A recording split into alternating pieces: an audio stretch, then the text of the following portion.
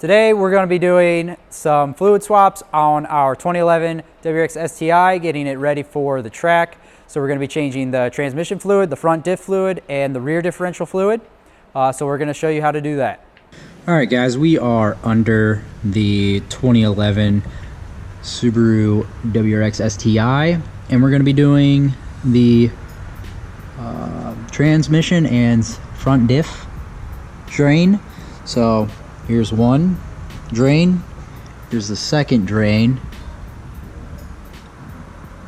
and then we'll go to the rear, and the rear drain is located right here.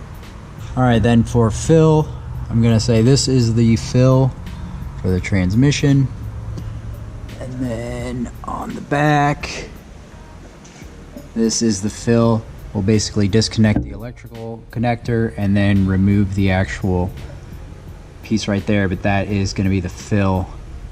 Ultimately, I'm going to lower the car after I break everything loose because I don't want oil to splash everywhere, but this is what everything looks like with the car up in the air so that it's easier to see everything. Oh, some helpful hints.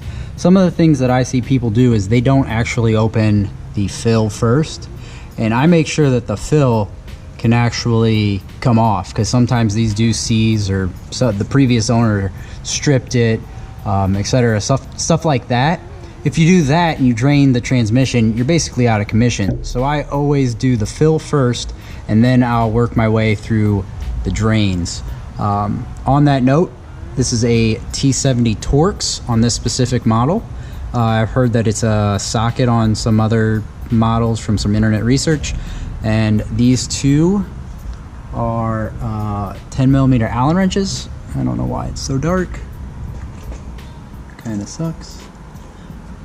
And then I've actually opened this, and the fluid level is at the correct level.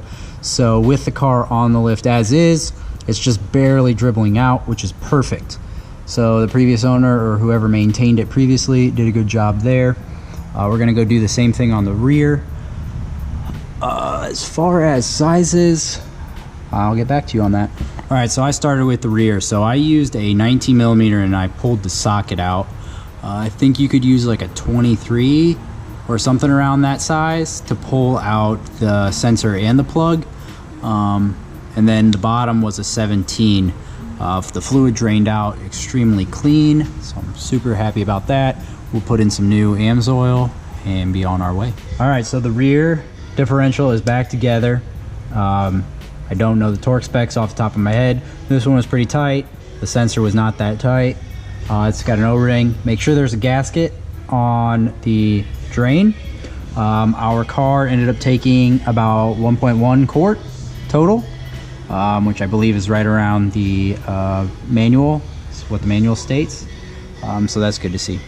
All right, guys, so we drained the transfer, the transfer case and the transmission, and then we put in the two drain plugs back in, torqued them to factory spec. I'm not sure what they are, probably something around like 50 to 60 foot-pounds and 30 foot-pounds, but be sure to consult the factory manual there.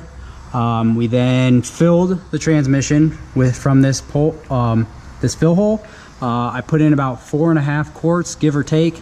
I believe the manual says 4.3 quarts, so 4.5 is probably accurate. I can't exactly measure how much I put in of the fifth bottle. When I fill it all the way, I like to see a little slow stream coming out of this fill hole, and you'll see it run down. That means that the transmission is basically full. Now, as far as fluid that we used AMSOIL Severe Gear. It is a GL5 75W90, and that is what the OEM manual states for the transmission, the front differential, and the rear differential. Thanks for tuning in on a quick little how-to maintenance video for the Subaru WRX STI. Hope you enjoyed it.